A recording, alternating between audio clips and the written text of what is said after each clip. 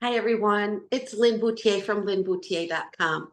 I'm a certified trauma recovery coach. I'd like to welcome you to another episode of my ongoing series entitled Monogamous at 13. This is the story of my trauma history from two perspectives.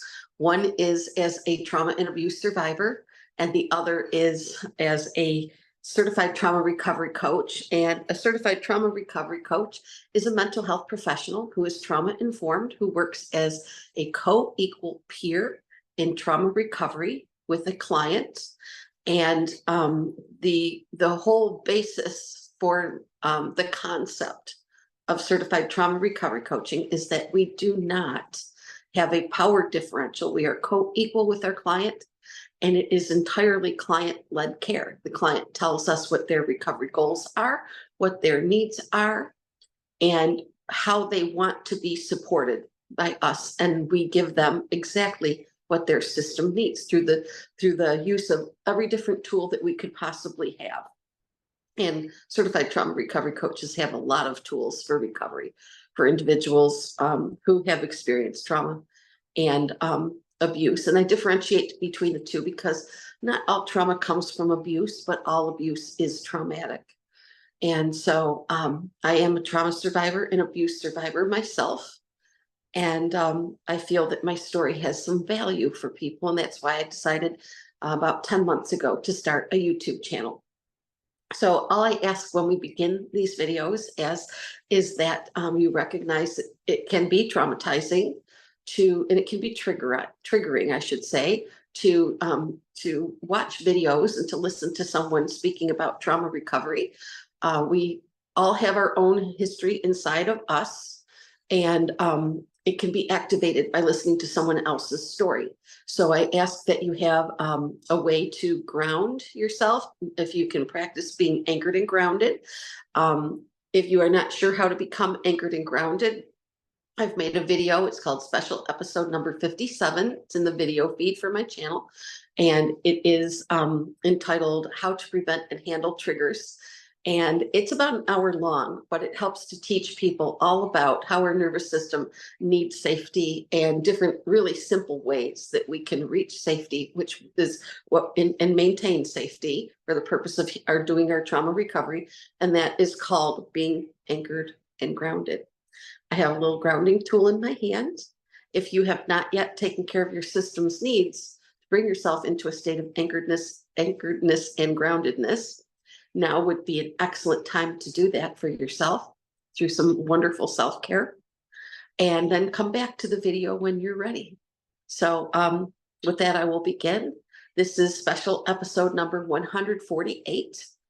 And the topic for discussion today is the really difficult narcissistic sister-in-law. And I have had experience with this in my life, and it went on for quite a long time, close to 20 years. I was dealing with an extremely difficult and highly narcissistic sister-in-law. And my experience with it was rather extreme. And it was making me, it was making me sick. And I didn't have awareness at the time of what trauma is. I knew that there were traumatic experiences, and I knew that there was something that was called medical trauma or accident trauma. But I didn't understand about emotional and psychological trauma. I was experiencing it from the time before I was born. While I was in utero, I was experiencing traumatic things. And if you go back to the very beginning of my videos, I explained that in my first video. And in that video, I look like I'm scared to death to speak, because I was telling my story for the first time in chronological order, as close to chronological order as I could. And I was absolutely rattled. I was afraid. But that's a normal, natural response for people who have had significant interpersonal trauma. We become afraid of talking about it in the presence of strangers or putting it on social media, on YouTube. because we're afraid that there's going to be blowback from people, that they could actually come after us and say, how dare you speak, even using different names, how dare you speak about our family? How dare you be the truth teller? Well, this is one of those situations. I've held off all this time on making a video. There's over 500 videos that I have on YouTube now. And I haven't made one about what it's like, what it was like for me to have frequent interactions with a highly, highly narcissistic sister-in-law. First, I will state that I can diagnose no one. Narcissistic personality disorder is a mental health diagnosis. Certified trauma recovery coaches, if they don't have licensure and credentials to diagnose from being, let's say, a psychotherapist or a licensed mental health counselor or a psychologist or a licensed clinical social worker, they, someone with a master's degree obviously can diagnose, but a certified trauma recovery coach does not hold diagnosing credentials, but we can speak about the traits or the factors of mental health disorders. We can speak about personality disorder traits, and we can speak about whether or not someone exhibits those traits. And with the idea that I'm just seeing the behaviors, I am not speaking about a diagnosis. So when we see someone who is showing all of the traits of being let's say, for instance, in this case, a malignant narcissist. Malignant narcissist is not a diagnosis. It's a description. It's a person who holds the qualities of, or exhibits the qualities, I should say, of a person who has 4 things going on. Narcissism in their behavior, antisocial behavior type traits, meaning you can pick out some of the traits of antisocial personality disorder. Some of the traits that are in that list of factors, they're exhibiting them. Same thing with sadism, and same thing with Machiavellianism. And if you're not familiar with Machiavellianism, it simply means that a person really, really, really manipulates and exploits in almost every situation. It is an overwhelming trait of their behavior. And so they don't leave anything unexploitable, or they're heavily into betraying. They exploit your personal information. They just manipulate. They have the giant lever of control, and they will manipulate any piece of information that they get, any situation that they're ever in. And they have very significant difficulty in minding their own business. And they use information to hurt other people. And so all of these things were present. But I can tell you that there are AI overviews on Google, and they speak about just the briefest discussion of a narcissistic sister-in-law. And I'll read you one. It's just very short.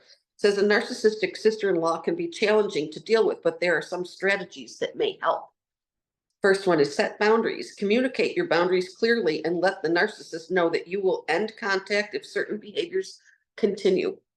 And all of these are made with the assumption that you would have the ability to do these things. But this is something that's really worth mentioning right now. If you're in a long-term relationship in a narcissistic family system where everyone is abusive, and you're the youngest person in that whole group, and you're come to that family like I did, a very young, already trauma bonded individual, some of these steps are going to feel near impossible, as was the case with me. Next one is be direct. Use clear and direct language when communicating with the narcissist. Learn about narcissism, accept the situation, and learn about narcissism. Well, if something is happening 40 years ago, I'm 60 years old. This stuff started for me more than 40 years ago. No one was speaking about narcissism at that time. In my community where I live, no one spoke about it at all. I was surrounded by them, and there was no such language back then. No one spoke in terms of boundaries. The word boundaries was not said. The word narcissism was not said. NPD was not said. Things such as the various types of narcissism, such as grandiose narcissism or covert narcissism, or religious narcissism, spiritual narcissism, benevolent narcissist, workplace narcissist, executive narcissist. All of these different things were not being spoken about. So it, for me, would have been very hard back then. Build self-confidence. Work on building your own self-confidence. Practice self-care. Take care of yourself. Consider therapy. You may want to consider speaking with a therapist about the situation. Well, that in my community was also not widely available. When I was first experiencing awareness of knowing that I was in a relationship with either a narcissistic sister-in-law or a narcissistic family system, I didn't have the language yet. The only thing that I could go by was what my family said about people who behaved this particular way. And they referred to them as difficult. They referred to them as people with a lot of gall, or people that were just notoriously difficult. And at times my mother used the word incorrigible. People who just do rotten things for the sake of doing them and they don't care. She referred to that as being incorrigible. But we now use the word narcissistic, or an abusive person. Consider, learn to stay calm. Try to learn techniques to stay calm, such as deep breathing. Avoid sharing emotions. Try to avoid sharing your emotions with the narcissist. Well, why would anybody say that? Because a narcissist will eat your emotions. They're looking for supply. Supply is any response that they can trigger in you. Any person around them, any person in any capacity, in any role, anywhere in their life. They will exploit. See, that's the Machiavellianism. They exploit situations and people in order to get responses, which they can then absorb as supply. So they're doing these four traits. A malignant narcissist. The person I was dealing with was a malignant narcissist, as was her boyfriend, fiance, and then husband. And so all of these things, these traits between these two people were, they would just bowl you over. And I'm not trying to portray myself as an extremely innocent person. I'm just telling you accurately. I was a country girl from a farm, and my father worked in the aerospace industry also. And I had a very, very sheltered upbringing. And this person was extremely worldly. And she was just constantly reminding me of the fact that she considered me to be essentially worthless, and that I would never be able to, she never said this, but it's what it meant. I would never be able to measure up. I would never catch up to her socially. And she actually referred to me openly when we first met multiple times. She just referred to me as socially retarded. And I despise that phrase, but that is how she referred to me, right to my face and to other people in my presence. She referred to me as socially retarded or socially backward. And just as gross as a person could be, as far as exploitative. Very, very, very full of toxicity and demands that everything be her way. So it says some signs of a narcissistic sister-in-law include monopolizing conversations, demanding constant attention. Well, a grandiose narcissist. A person can be multiple forms of narcissist at the same time. This one was absolutely a grandiose narcissist. The finest clothes, the finest jewelry, constant hair, makeup, and nails in perfection, always in state of perfection, always traveling out of the country, very frequent travel, belonging to the higher echelon of associations in the community, having a lot of power and influence in her community, being a person of wealth, quite considerable wealth, and considering theirself to be extremely powerful within a family system, within a community, within their career, socially, just very, very consider themselves very, very powerful person, and very, very learned, very, very knowledgeable. And there's nothing narcissistic about being a learned person and being knowledgeable. That is not narcissism. But when you combine that quality with extreme narcissism, it can be very overwhelming. And so they are disrespecting boundaries. Oh my goodness, yes. Not being able to let me put it this way. If you have a sister-in-law who is the type of narcissistic person that I've described so far, your house will not be good enough. Your person will not be good enough. Your children will not be good enough. Your appearance in anything, anything that you ever show up to any occasion will not be good enough. Your education will not be good enough. Your intelligence will not be good enough. Your family will not be good enough. Your family of origin, your vehicle will not be good enough. Your, when you have an apartment, it will not be good enough. Your job, your career will not be good enough. In fact, I was told over and over again, you don't have a career, you simply have a job. And that's because you never bettered yourself. Just every single thing possible that they could cross boundaries on. But the one that stands out in my mind the most is this individual could not respect the boundary of, this is my spouse and these are my children. And she did not recognize boundaries in that area at all. She was continually putting hands on my husband, speaking to my husband, and this went on for almost 2 decades, speaking to my husband in a very intimate tone with very intimate information about her. And I'm not exaggerating, speaking about right in front of me, arriving at a picnic at their house, and immediately her arms are around my husband, her forehead on his chest, and saying, "Oh, Matthew, my period is so awful. I feel terrible. My cramps are so severe. I don't know how I'm going to get through this day." And she just wanted him to just hold her in his arms and comfort her. And she's doing this in front of her husband and in front of me, and getting silence from both of us, because you wouldn't dare push back against her, or you'll feel the wrath and rage of this person. You would be eviscerated as, "Oh my gosh, you're so insecure. What is wrong with you? Why are you responding like this? Because you can't stand for someone else to touch your husband? What's your problem?" Just extreme Olympic level gaslighting. So they do something extremely boundary crossing and then say, "What is the matter with you? Why can't you tolerate just normal behavior from people?" Same thing with my children. If they'd say, "Well, we want to take the kids for an overnight," and I say, "Actually, I'm not comfortable with that. No, thank you. I would prefer that if they come to visit you, it's just for a couple hours, and then we'll come pick them up and take them home." And then being told, "You can't, you're not taking them home."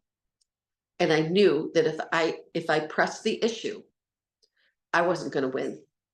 I was not going to win. And then they would just amp up that behavior and make it even more extreme. And the boundary crossing, I can tell you, was unbearable at times. But with a malignant narcissistic family member, whether it's your sister-in-law or mother-in-law, father-in-law, brother-in-law, or your own sibling, your own parent, your own grandparent, your own aunt or uncle, it does not matter what the role is. If that person is within your family system and they are an extreme boundary crosser, and then as soon as you recognize that they have crossed your boundaries and you stand up for yourself and you say, "No, I'm the parent of my child. I'm deciding what time they come home," and they will just come at you with absolute fury. And if there's a big, huge power differential between you and them, where they're used to getting their way and you've been conditioned, and I will use this word, you've been groomed. If they are highly narcissistic, there's a high likelihood that you have been groomed by them in little increments over a long period of time to tolerate and tolerate and tolerate and tolerate. And they've taught your nervous system You do not push back against me, or I will cause you pain. I will cause you embarrassment. I will cause you humiliation. I will cause a rift between you and your spouse. I will speak against you to your own child and try to create your child's opinion of you as you are a bad person and they should trust us more than they should trust you. That is how far an extreme, a malignant narcissist will get in your relationship. So they are what I call extreme boundary crossers. I'll get back into this AI overview for just a moment. Feeling entitled. Oh man, they are entitled. You would not, you just can't quantify how much they feel entitled to do the things that they do to people. They will get into your finances. They will get into your, if you're purchasing a home, renting an apartment, anything like that, they will interfere on a level that will make your head spin. If you have children, I was being mailed books. When my son was 2, I was mailed a book that was entitled The Difficult Child. And it was by it was a book written by a local psychologist that worked at a local children's hospital. And that was mailed to me after a dinner party at their house. And then she called me up about 4 days later and said, have you read the book yet? Did you complete the book? I said, I'm not reading that book. I'm going to give it back to you. And she said, well, if I take the time to purchase and send you a book, you're expected to read it. And she said, your child is a problem. I said, my child is 2 years old. And they lived in a house where everything was extremely expensive. Things like Lennox china, Baccarat crystal, and things like that. And there was a constant worry at a dinner party that my 2-year-old could break something. And but set everybody on edge. It set me on extreme edge. It was extremely uncomfortable. Two-year-olds don't belong at formal dinner parties, yet we were expected to bring them. And then afterwards, days later, the fallout is you receive a book in the mail. 4 days after that, you get asked the question, did you read the book? Because what she was letting me know is I'm telling you how you're going to handle your child. And I'm going to instruct you. And this was a woman who had not had any children. And she was now past the typical childbearing age. And she was being extremely boundary crossing on this and extremely entitled to tell me her opinion and to express that I needed, she was an educator and she was a person with a master's degree in education. And what she was doing was feeling completely entitled to assign me homework. And she didn't understand that was just unacceptable. Betraying confidence. Well, the triangulation that happens, narcissistic triangulation, is off the charts with a malignant narcissist sister-in-law. Any person who's a malignant narcissist, you're going to get lots and lots of narcissistic triangulation, smear campaign, and that's the next one on the list, launching campaigns against others, meaning narcissistic smear campaign, character assassination, going to people behind your back and trying to get their opinion of you completely changed or obliterated or damaged. And for the purpose of what? Power and control over you. There is one concept that I've spoken about numerous times in my videos, and that is, why does an abuser abuse? They abuse for 2 reasons. And when we think of an abuser, we're generally thinking of a person in an intimate partner relationship. But a relationship can also be an in-law relationship, and an abuse relationship can also be an in-law relationship. So it's not just intimate partner abuse, but we can have an abuse situation with a mother-in-law, with our own mother, with our father, with a father-in-law, with any person in our entire family system. And in some families like mine, there were multiple different abusers present in the family system. But when they begin to encroach on your rights, when they trespass on your rights, when they use the lever of power and control, when they try to change how other people think of you and how other people relate to you, and they will form others opinions of every single aspect of you. And they do it for the purpose of power and control. That's the only reason it's done, power and control. And there's two reasons why they can do it. It's two underlying beliefs that they have the entitlement to and they want to. It's really, really simple. We want to think it's so much more complicated than that because human beings' brains love to fill in a story. They love to put in facts and kind of round out a story about something. And we can say that they do it because of this and because of that, and they have this belief and that. No, there's only two. There's only two reasons why they do it. It's because they feel entitled to and because they want to. And what is that they're hoping to gain when they do it? The answer is always power and control over your emotions, over your relationships, over your choices, over your opinion of yourself, over other people's opinions of you, and what your life is going to look like, what's going to happen, what you're going to own, where you're going to go, what you're going to do, where you're going to work, how your kids are going to be raised, whether or not you even have kids, where they're going to go to school, all of these things. They believe it is in their realm of control when it is not. And that's why we make boundaries, because that person does not see boundaries except for one set of boundaries, which are their own. And you had better never cross their boundaries or you are going to suffer. But they feel that they have carte blanche to cross your boundaries because to them, they don't even exist. So the narcissistic sister-in-law sees boundaries that way. Mine are rock solid. They are made of titanium. You cannot cross my boundaries. And your boundaries don't exist. Or if they do, they're made of wet tissue paper, and I'll do with them as I please. And there's nothing you can do about it. So there is a lot of unevenness, which we call power differential. They hold the power. Your power has been completely either usurped or obliterated. So narcissists thrive on getting attention, feeling special, and having control.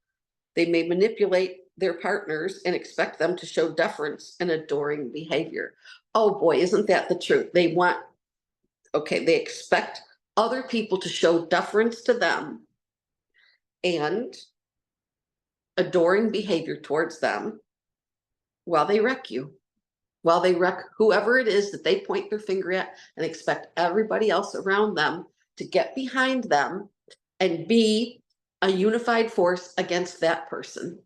And then when their interests change and they want it to be somebody else, they'll just shift a little bit. They'll just pivot, and then it's that person. But everybody else better be behind me and supporting me and coming along with me and telling me that my behavior is fine, that there's nothing wrong with my behavior. And if you ever point out that my behavior is unacceptable, wrong, boundary crossing, narcissistic, injurious, abusive, well, then we'll just wreck you. I was at my own baby shower for my very first baby. It was being thrown by my sister-in-law and my mother-in-law, who were both malignant, narcissistically inclined people. And I got scolded in front of the entire group of people, all the ladies at this shower, because it was time for me, and I was about 7.5 months pregnant. It was time for me to cut the cake and serve cake. They had me serving the cake at my baby shower, and I served 2 slices onto plates, and the malignant narcissistic sister-in-law said out loud, "Oh my gosh, look how huge she's serving the pieces of cake. Not everybody eats like you. Make them half the size that you're serving." And it was just one of those moments where my child is going to be 34 this month, and I can still feel inside the pain and humiliation of just causing everybody to look at me and criticizing me and shaming me and having to throw in some sort of insult that means you're cutting the slices of cake the way you would cut them for yourself, and it's too much. It's ridiculous, and you need to stop it. It was just meant to embarrass me. There was a lot of, and there is with the malignant narcissistic female, there is a ton of jealousy and envy that is disguised as just straight up viciousness. And they can be extremely envious of other people, even when they appear to have every single thing in the world that they could ever want. But it's not enough. They're going to want yours too. And whatever little things that you have that they will turn and focus on. They might be wearing a diamond ring that is literally worth $100,000. And if you have something that was in their house that had belonged to your husband's, your husbands are brothers, and they had a grandparent who died a couple years back. And one of the really special things from that home of the grandparents is in your house. And it might be on the mantle on your fireplace. If they're at your house, they might just walk up to it and say, well, actually, this belongs with me. I always admired this. And you might have an experience where you're experiencing Thanksgiving Day at your house, and this person will just go right up to your mantle and say, well, this is from the grandmother's house, and I always thought this would be ours, and pick it right up, take it across the room, put it in their tote bag, and then tell their spouse, take this out to the car. Right out of your house. They could do something like that because they're going to let you know, yes, it's a holiday. I'm coming to your house, and I am going to take power and control. And if something is in your home and it's your object and you own it, it was gifted to you by a family member, we don't care. I'm taking it. I am taking it. I consider it to be mine. I've always liked it, which means I'm entitled to it. And I was told, I've always liked this. And there was a rolling office chair that had been the opposite side of the family, the maternal grandfather's office chair in his home. And it was in our house. And they were over for a visit. And she walked right up to my husband and said, can I have that chair? I need it for my at my desk in school. I need that chair. And he said, actually, it's my chair. And she says, yeah, but the grandfather who owned it, it's my husband's grandfather too. And he deserves to have the chair. I want the chair at my desk in my school where I work. And my husband said, it's my chair, it's in my house, and you are not taking it. And it was one of the only times in almost 20 years that I ever saw him stand up to her. Most of the time he did not. She steamrolled him because he was her husband's younger brother. She flirted with him constantly, inappropriately, to hurt her husband and to hurt me. And also to, just to make everyone uncomfortable at a family gathering. There's no other reason for it than that. But if you're dealing with, and if you have ever dealt with a narcissistic sister-in-law, especially a malignant narcissistic sister-in-law, you have had your hands full. There's no doubt about that. My heart's with you. It can be like a wrecking ball in the family, and they can do great swaths of damage to your emotions. And it can be highly traumatizing to go through family occasion after family occasion after family occasion. You can't go to a wedding or a baptism or a graduation or a funeral or anything without being hurt. They're going to come with their bag of freshly sharpened knives, and they're going to do their damage while they're at these gatherings. They just do. You're going to, if you're the target of one of them, and they do pick their targeted individuals, they most certainly do. And I don't mean to sound like, oh, I'm such a victim, this is just awful for me. No, this is the way they operate. And we need to know that so that we can be prepared. So what can we do about it? Everything on that list in the AI overview. We can have our solid boundaries. We can practice self-care. We can learn about malignant narcissism, and we can put distance between ourselves and them. And we can practice the word no. And I refer to this as knowing practice, NO-ING, knowing practice is something, I just call it that. And I love to practice knowing practice. And so when I'm home and that person isn't around and my phone hasn't rung and nothing's going on, I'll go through a couple scenarios. What if they call and say, we're coming over to get that thing at your house that we've always wanted, and today's the day we've decided we're taking it. My answer is, well, my house isn't going to have us in it. It's going to be locked. And I did not make any announcement that any of the furnishings in my house will be given away today or at any time in the future. So the answer is no. And then just hang up. That's all there is to that. And then make the decision. If somebody comes to my house, breaks in, takes that item, they get arrested for theft. They'll be charged with larceny. They will be charged with breaking and entering and for stealing from my household. Things like that. We might have to go that extreme with a malignant narcissist. I hope it never comes to that, but it feels really good to practice saying no and then to have a plan for what we will do and what we will follow through in case they ever go ahead and do it. This has been a really good discussion. I hope you have a better understanding and overview of the malignant narcissistic sister-in-law now. And if you are experiencing such a thing in your life, such a situation, I mean to say, in your life, then there is support for you. There is support. If you want to talk to me, you can reach out to become a client. My phone number is 716-994-3052. My email is lin@Lin Bouthillier, and you can find me at linbouthillier.com. And I would absolutely love to be your co-equal partner in recovery from being in an abusive relationship, because if you've had a malignant narcissistic sister-in-law, you have absolutely been in an abusive relationship, no doubt whatsoever.